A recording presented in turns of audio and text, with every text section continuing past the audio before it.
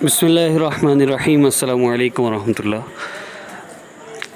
Islamic hub official के मुअज़्ज़ज़ सामीन, अल्लाह रब्बुल इज़्ज़त सारी कायनात के मालिक हैं। इस कायनात के अंदर मौजूद हर चीज़ अल्लाह रब्बुल इज़्ज़त के कब्ज़ा कुदरत में है। अल्लाह पाक चाहे सारी दुनिया के सब इंसानों के सारे मसले एक लम्हे में हल फरमा दें, अल्लाह रब्बुल इज़्ज़त के कब्ज़ा कुदरत में है। अब असल वजह क्या है हमारे मसाइल की, हमारे मसाइल हल ना होने की? देखिए, हम दुनिया दारुल इम्तिहान है और हम इस दुनिया में इम्तिहान देने के लिए आए हैं। अल्लज़ी खलक़ल मौत वल हयात लियब्लुवकुम अय्युकुम अहसनु अमला। अल्लाह रब्बुल इज़्ज़त फरमा रहे हैं, मैंने जो ये ज़िंदगी का और मौत का निज़ाम बनाया है, ये मैंने इसलिए बनाया है ताकि मैं देखूँ तुम में से कौन अच्छे अमल करके आता है, अहसन आमाल करके आता है। तो अल्लाह रब्बुल इज़्ज़त ने हमें कमरा इम्तिहान में भेजा है। अब हम पे डिपेंड करता है कि हम वो क्वेश्चंस कैसे हल करते हैं। अब अल्लाह रब्बुल इज़्ज़त की तरफ से तो ये तय है कि जो बंदा इन सवालों के जवाब ठीक ठीक लिखेगा उसकी ज़िंदगी में खुशियाँ होंगी, सुकून होगी। अब दिन में 5 सवाल हैं, फ़जर, ज़ोहर, असर, मगरिब, इशा। अब जो बंदा इन सवालों के जवाब ठीक देगा, नमाज की अदायगी करेगा, तो उसके लिए बरकतें हैं, उसके लिए रहमतें हैं, उसके लिए रिज़्क़ की फरावानी है। लेकिन जो इन सवालात का गलत जवाब देगा उसके लिए क्या है? उसके लिए रिज़्क़ की तंगी है, उसके लिए मुआशी तंगी है, उसके लिए कारोबार में बरकत ख़त्म, उसके लिए फरावानी का कोई ताल्लुक़ नहीं उसकी ज़िंदगी से, बरकत का कोई ताल्लुक़ नहीं उसकी ज़िंदगी से, जिसकी ज़िंदगी में नमाज नहीं है। तो असल हम दुनिया में कमरा इम्तिहान में हैं और हमने यहाँ पर अल्लाह रब्बुल इज़्ज़त की नाफरमानी वाले आमाल को छोड़ना है। अल्लाह रब्बुल इज़्ज़त इस कायनात के अंदर मौजूद हर चीज़ को, हदीस मुबारक में आता है, अल्लाह रब्बुल इज़्ज़त के मुट्ठी में सारी इंसानियत के दिल हैं। अल्लाह रब्बुल इज़्ज़त जब चाहें जिसको चाहे हिदायत अता फरमा दें। तो असल मकसूद क्या है? असल मकसूद ये है कि हमें अल्लाह रब्बुल इज़्ज़त का ताल्लुक़ मिल जाए। असल मकसूद क्या है? हमारी ज़िंदगी गुनाहों से पाक हो जाए।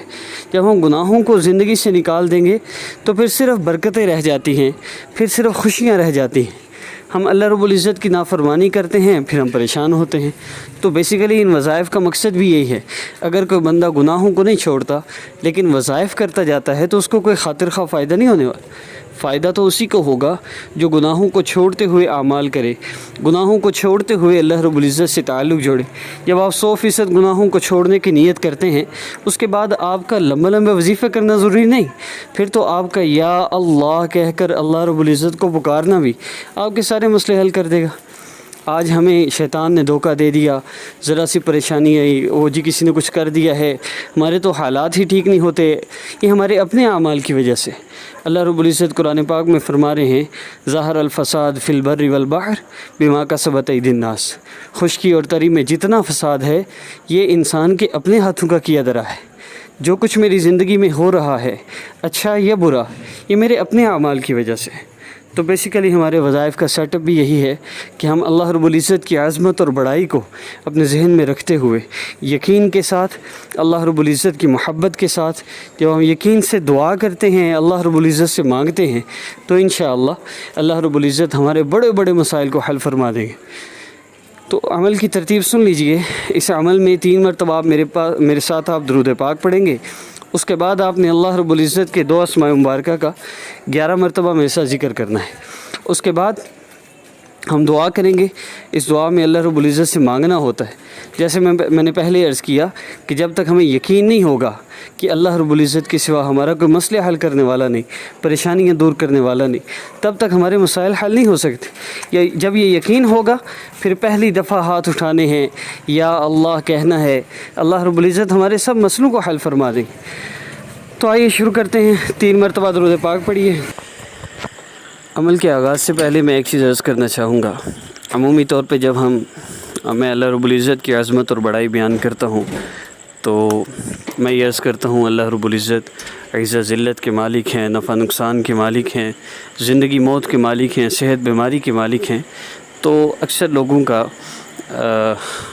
बाज़ लोगों की थिंकिंग है, उनका ये कमेंट होता है, अल्लाह मेहरबान है, अल्लाह तो करम करने वाला है, अल्लाह पाक ज़िंदगी देने वाला है, आप वाले हैं क्यों कहते हैं, आप जो है वो बेअदबी करते हैं। तो मैं इसमें ये अर्ज़ कर दूँ, अगर मैं ये कहता हूँ कि मेरे वालिद साहब बहुत अच्छे हैं, मेरे वालिद साहब मेरा बहुत ख़याल रखते हैं, तो इससे मेरे वालिद साहब कोई 2 या 4 नहीं हो जाते। یہ ادب کے لیے ہوتا ہے۔ اگر آپ نے نہ کرنا ہو تو آپ ایسے بھی کر سکتے ہیں، کوئی حرج نہیں ہے۔ میں نے بڑے بڑے علماء کو ان کی تحاریر میں اور تصانیف میں نے دیکھا ہے، اللہ بڑا مہربان ہے، بے شک اللہ مہربان ہے، تو ادب کے طور پہ عرض کیا جاتا ہے، اور اس میں کوئی شک و شبہ کی گنجائش میں نہیں سمجھتا ہونی چاہیے۔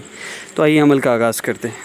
3 مرتبہ درود پاک پڑھ لیجئے، صلی اللہ علیہ وسلم، صلی اللہ علیہ وآلہ وسلم، صلی اللہ علی سیدنا محمد، صلی اللہ علیہ وآلہ وسلم۔